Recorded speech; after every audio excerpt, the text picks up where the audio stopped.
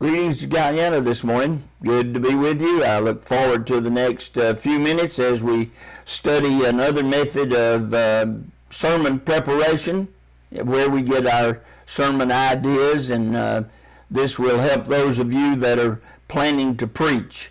The church always needs preachers, but let me hasten to say that more than needing preachers, the church really needs to concentrate on elders. Elders are men that are older. Just by definition of the word elder, they're men that are older. They're older in the faith. They have, a great deal of experience. And classes like this are beneficial in helping us to establish elders. Elders are not bosses, and I think people get the wrong idea about the eldership. I'm not a boss. I serve in the eldership, and we have specific things that we are challenged by God to do, and those things have to do with the maturing of our members, helping them in times of crises, helping them when there are needs in their lives, and so we do these things so that we can, be beneficial. Also, churches, scriptural churches, are churches that have ministers, elders, deacons, and Bible school teachers. And so if we want to be a scriptural church, then we want to hasten to add these people to, our organization. And hopefully, that is something that you will concentrate on and will be done. But for the time being, let me say I appreciate all of you that are preparing yourself to be preachers and also Bible school teachers. I know that when I was able to see everyone, I know we had both men and ladies in the class, and I'm grateful for that. Ladies are extremely important. For many years, my wife was a Bible school teacher. In our advanced age, you reach a point where it's very difficult for you to do some of those things, but she was a great help in my ministry, and she was a great help in helping to mature children that today are very faithful servants of God, and appreciate her and what she's done over the years. It's meant a great deal. I want to talk to you today about sermons in song. These have to be some of the easiest lessons for us to prepare as preachers because they basically outline themselves, and so there's not much difficulty in going to a song in the songbook and looking at the different verses and use those to outline a sermon. So as preachers, as we are searching for new methods and even sermon material, we need to look at our songbook, because our songbook can be extremely helpful in these areas. It provides us with a lot of material. And now, while they do, and you could preach forever on songs like any other type of sermons, it would become monotonous after a while. And you don't want to do that, but you do want to use these as one of the avenues of preaching God's Word. Songs just naturally, because of the verses, divide themselves into an outline, and they can have 3 and 4 different points, just depending on how you look at the verses of a song. We'll give some illustrations of this as we go along. But, many songs that we sing are scriptural. They come from the Psalms, or they come from Bible verses themselves. So preaching a song helps us in preparing our people because they are scriptural. It's very biblical to preach from songs, but I don't hear a whole lot of preachers that do this. I probably did not do it as much as I needed to. There's words in songs that people don't understand. We sing them, but we don't know what they mean. And if you're preaching from these songs, then they're going to help your audience to know the meaning of some of these words. Now, what are the advantages of doing this, preaching from songs? There's just many songs that you have to choose from. And people are real familiar with the songs. A lot of people know every word to a song. Our preacher, I don't think there's any song that he doesn't know every word of it and can quote it and sing it. Well, as we preach these, it'll help our audience to do the same things.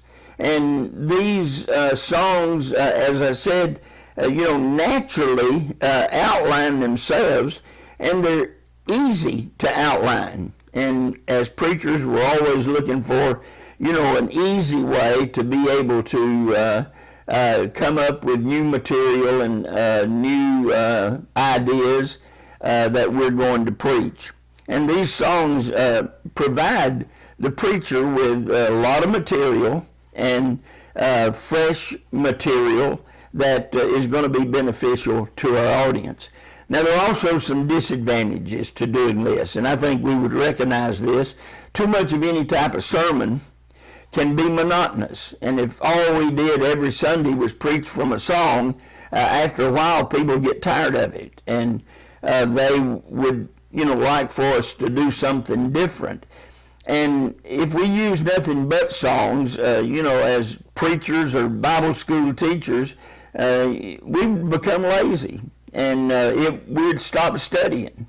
You don't study as much when you're using a song as a way of presenting a lesson. So as preachers and Bible school teachers, we want to study to be able to present lessons that are meaningful to help our membership to grow spiritually. That's our goal, or to reach those that are outside of Christ. And if we just preach, from songs, it does limit the subject material that we are able to use. And we don't want to do that. We really want to help our people to grow spiritually. I like this avenue of preaching, and I wish I had done more of it when I was preaching locally, but I have to admit I really didn't do that.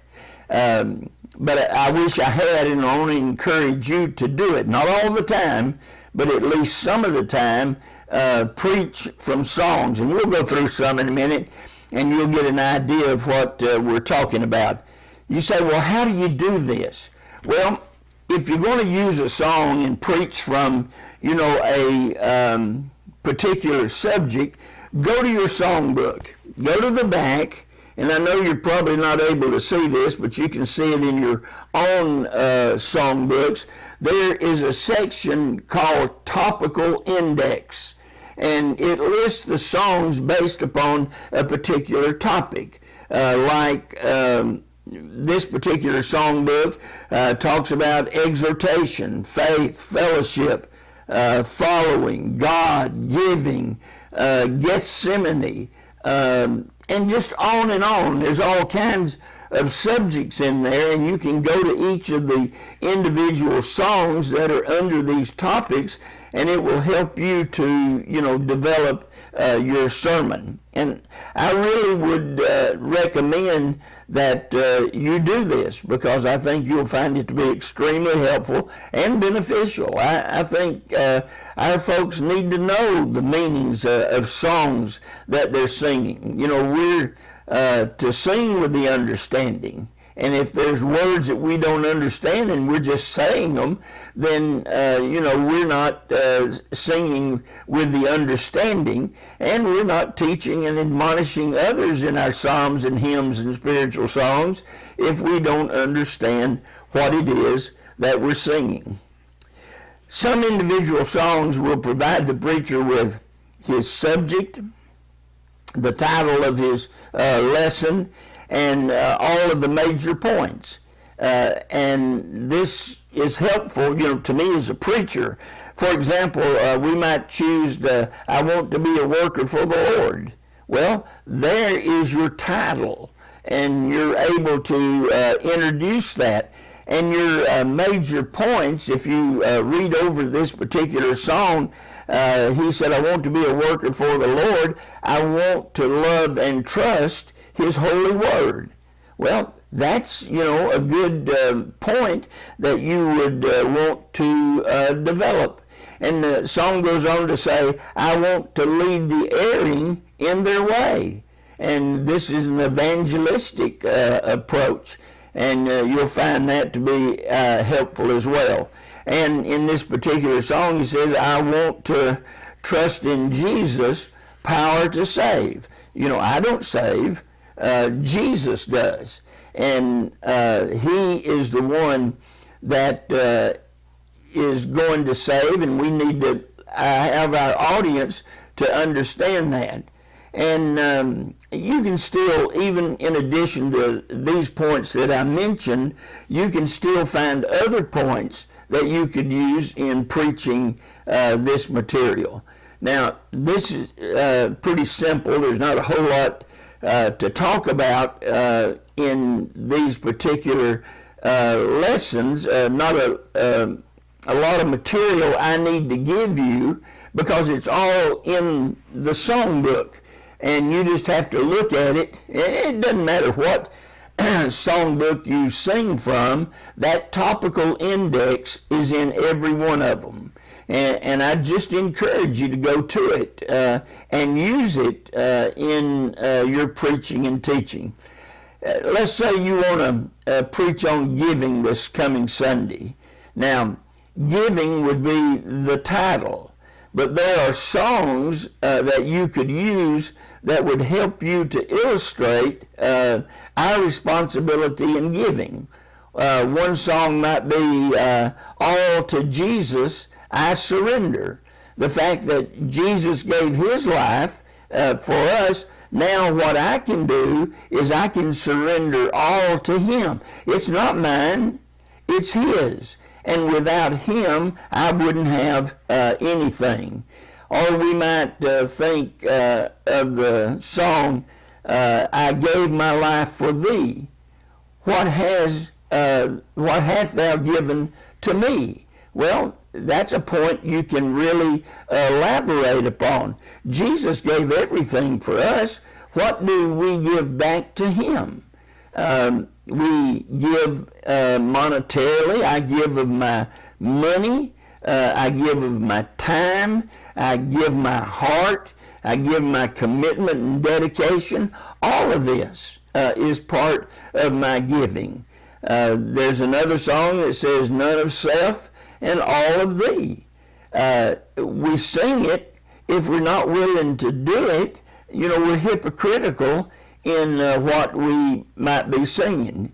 We sing the song, take my life and let it be. Well, how much of that am I willing to give to God? We say, well, everything but my money. Well, we need to reevaluate, our giving and our approach to giving. Now, these are songs that make the point.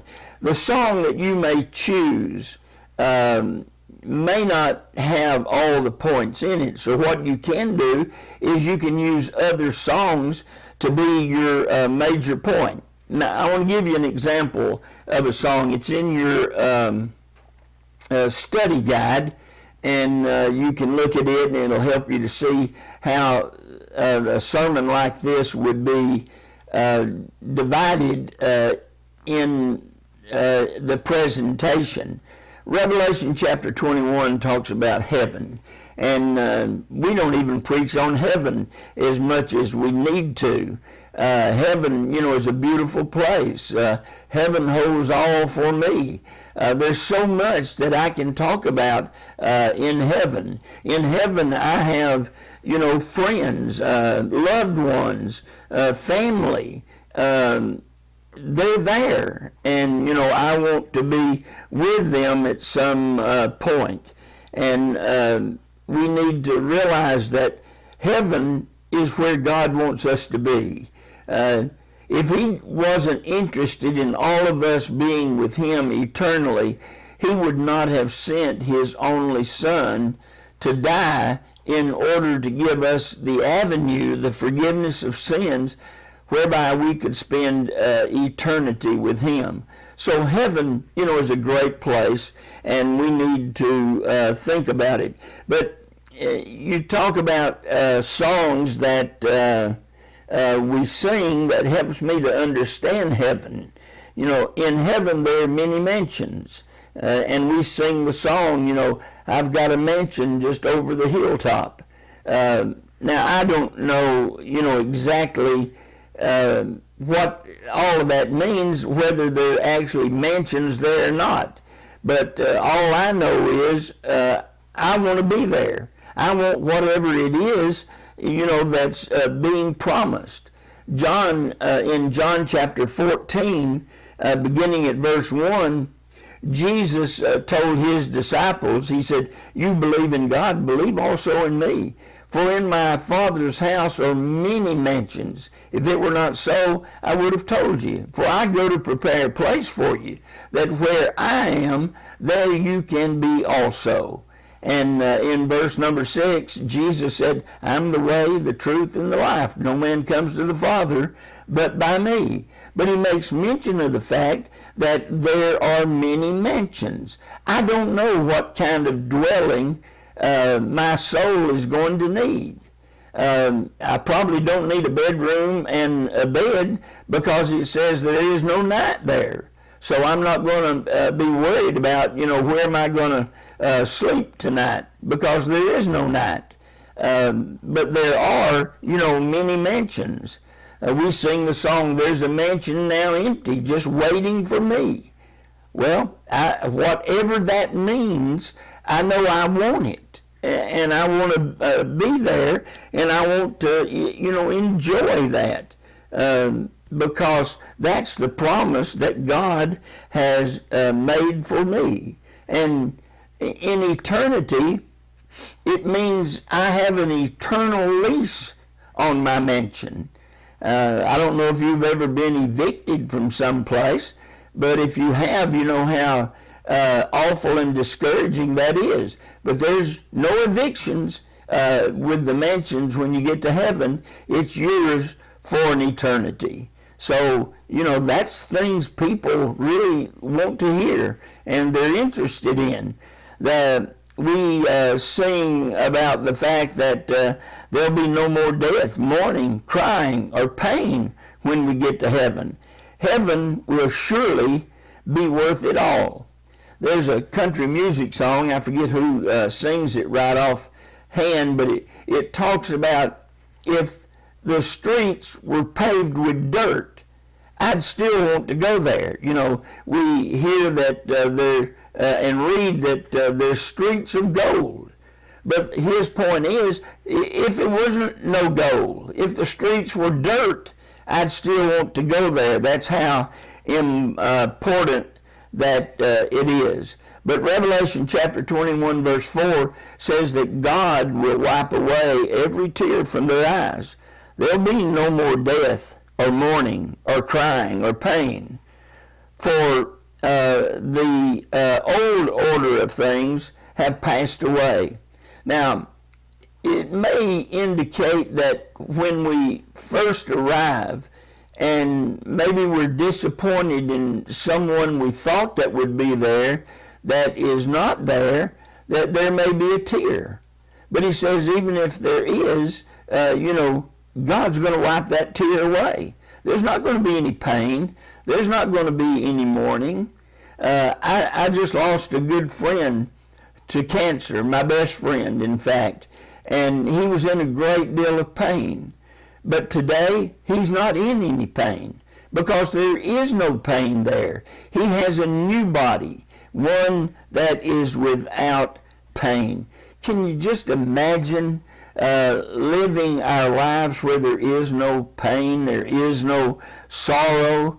We sorrow a great deal because of the loss of loved ones. I've reached the age now where, my parents are deceased, my grandparents are deceased, many of my friends are now deceased. My grandmother lived to be 98 years old. And I can remember visiting her, and she still had a very positive, outlook.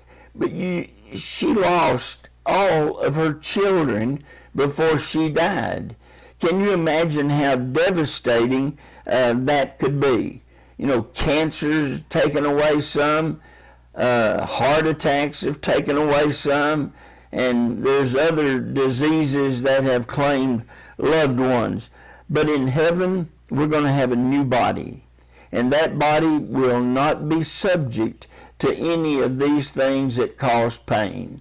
And if for no other reason, I'd want to go so that I can enjoy a body like that. And in heaven, there's going to be a reunion. Let me see if I can find the song that, talks about this.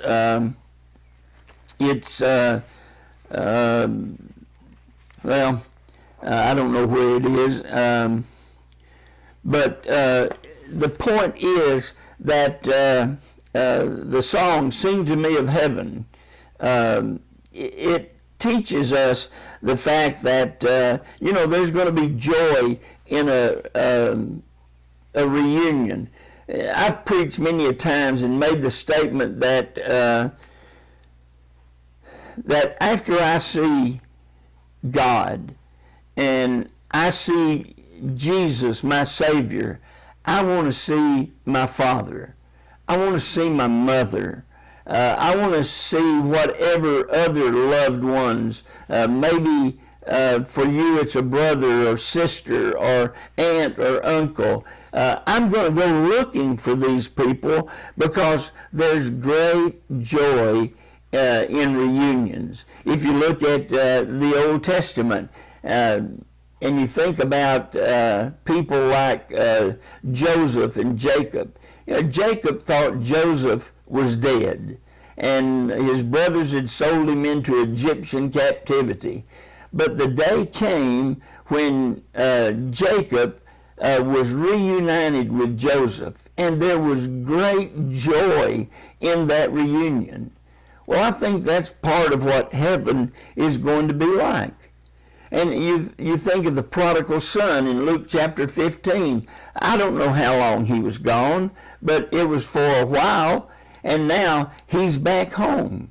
And he's reunited with his father, and there was tremendous joy because of it. And that's the thing that a reunion will bring to all of us. And I want that. If you've been away from someone for a long time, a friend, a family member, and you're finally united with them again, there's great joy. But when you think about one that has departed this life, that someday we're going to be reunited with them, what great joy we find in that. There's also songs that talk about in heaven we're going to be like Jesus. We sing the song, "Oh, to be like thee." And it teaches us, that we're going to be like Jesus. I don't know what he's going to be like. 1 John chapter 3 and verse 2 says, that we will be like him. I just don't know what that is.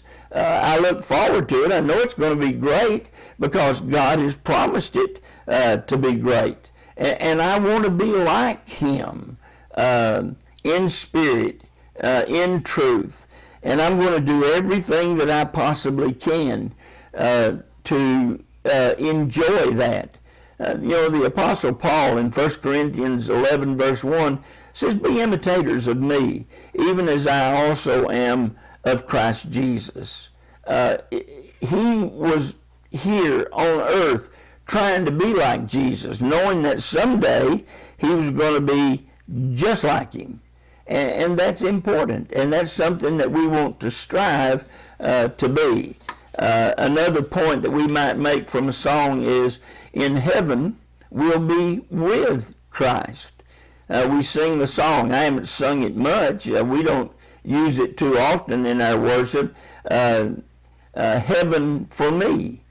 But it's important. Can you imagine what it's going to be like to be with Jesus?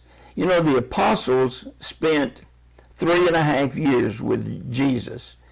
And because of that relationship for 3.5 years, they turned the world upside down. It changed them so much that they were willing to do whatever it took to be with him. They turned the world upside down. They were willing to, give their lives for the cause of Christ because they wanted to be with him. But it was because they had been with him here on earth. 3.5 years. If I'm with him for an eternity, how is that going to change me? And that's something that I look forward to and something that I want. Another point that we might, preach from song is, heaven is my home. We like to sing the song, this world is not my home. I'm just pressing on.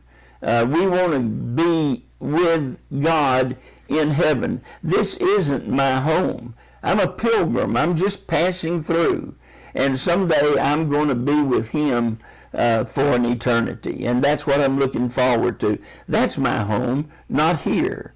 My home, I have a place where I live in Alabama, and I call it home.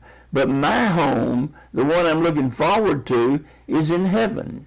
And that's where I want to be for an eternity. There's a song entitled The King's Business, and it goes something like this. I'm a stranger here within a foreign land. My home is far away upon the golden strand. Ambassadors to be of realms beyond the sea. I'm here on business for my King. That's the purpose for me being here on earth. I'm here on business for my King. Heaven is my home, and I'm looking forward to that time when I'm going to be with God for an eternity. Homecomings are just joyful. I spent a year in the military. I was 17 years old when I went into the military.